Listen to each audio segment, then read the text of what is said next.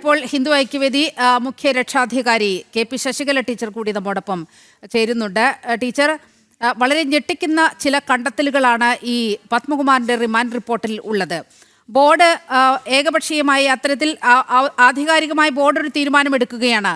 ഇത്തരത്തിൽ ഒരു സ്പോൺസറുടെ കയ്യിൽ ശബരിമലയിലെ വസ്തുക്കൾ, ഈ സ്വർണ്ണമടങ്ങിയ വസ്തുക്കൾ കൊടുത്തുവിടാൻ കഴിയില്ല, അത് ദേവസ്വം മാനുവലിന് എതിരാണ് എന്നുള്ള ഒരു കണ്ടെത്തൽ, ഒരു അഭിപ്രായത്തിലേക്ക് ദേവസ്വം ബോർഡ് എത്തുകയാണ്. പക്ഷെ പിന്നീട് കാണുന്നത് പത്മകുമാർ സ്വന്തം താല്പര്യപ്രകാരം കീഴ് ഉദ്യോഗസ്ഥർ വഴി ഈ തീരുമാനം നടപ്പിലാക്കുന്നതാണ് കണ്ടത്. അതായത് വളരെ കൃത്യമായി ഒരു പൊളിറ്റിക്കൽ ബില്ലിന്റെ പുറത്ത്, പൊളിറ്റിക്കൽ സമ്മർദ്ദത്തിന്റെ പുറത്ത് പത്മകുമാർ പ്രവർത്തിച്ചു എന്നാണ് ഈ റിമാൻഡ് റിപ്പോർട്ടൊക്കെ സൂചിപ്പിക്കുന്നത്. എങ്ങനെയാണ് ഈ ഘട്ടത്തിൽ പ്രതികരിക്കുന്നത്? ആ റിമാൻഡ് റിപ്പോർട്ടിൽ വാസ്തവമുണ്ട് എന്ന് ഇവിടുത്തെ രാഷ്ട്രീയ സംവിധാനവും അതിന്റെ ഗതിവിഗതികളൊക്കെ അറിയുന്ന എല്ലാവർക്കും ബോധ്യമാണ്.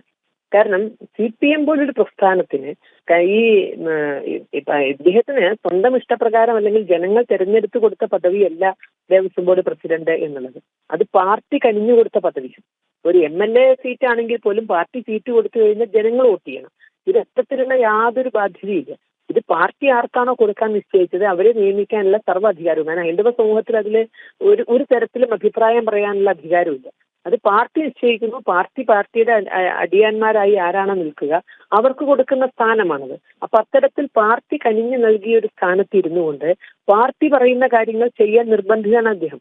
അതുകൊണ്ടാണ് പത്മകുമാർ ഈ തീരുമാനം എടുത്തിട്ടുണ്ടെങ്കിൽ അത് പത്മകുമാറിന്റെ മാത്രം തീരുമാനമാവില്ല. ആ തീരുമാനം പാർട്ടിയുടെ തീരുമാനമാണ്.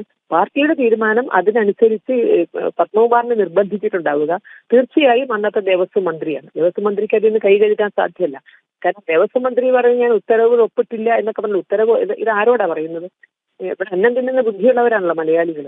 അദ്ദേഹം ഉത്തരവിൽ ഒപ്പിടണം. അദ്ദേഹത്തിന്റെ ഒരു ഫോൺ കോൾ പോരെ കാര്യങ്ങൾക്ക്. അത് ചെയ്തിട്ടില്ല എങ്കിൽ എന്തായിരിക്കും ഭവിഷ്യത്ത് എന്ന് അറിയാവുന്നവരാണല്ലോ പദവിയിലിരിക്കുന്നവരൊക്കെ. അതുകൊണ്ട് ദേവസ്വം മന്ത്രിയുടെ നിർദ്ദേശമില്ലാതെ ഇത്തരത്തിലൊരിക്കലും പത്മകുമാറിനെന്നല്ല ഒരു CPM നിശ്ചയിച്ചിട്ടുള്ള ഒരു സ്ഥാനത്തിരിക്കുന്നവർക്കും ചെയ്യാൻ സാധിക്കില്ല. ഇനി കടകംപള്ളിയും അതിൽ ഒരു പക്ഷേ പാർട്ടിയുടെ നിർദ്ദേശം കടകംപള്ളിയിലൂടെ ആയിരിക്കും താഴത്തേക്ക് വന്നിരിക്കുക. ഇതാണ് ഞങ്ങളൊക്കെ ആദ്യം തൊട്ട് പറയുന്നത്. ഇത് മാർക്സിസ്റ്റ് പാർട്ടി ആസൂത്രണം ചെയ്ത ഈ കൊള്ളയുടെ മുഴുവൻ ബ്ലൂ പ്രിന്റും തയ്യാറാക്കിയതും അത് എക്സിക്യൂട്ട് ചെയ്തതും CPMന്റെ മാത്രം പാർട്ടി സംവിധാനമാണ് എന്നുള്ളത്. ഈ 111 എന്ന് പറഞ്ഞിട്ടുള്ള ഈ അറസ്റ്റുകളൊക്കെ സമയം വൈകിച്ച്, കാരണം ഇത്രയും വൈകി ഇനിയും കടകംപള്ളിയിലേക്കൊക്കെ എത്തുമ്പോഴേക്കും ഇനിയും വൈകാണ്. അപ്പൊ തെളിവുകൾ എന്തെങ്കിലും ബാക്കി ഉണ്ടാകുമോ?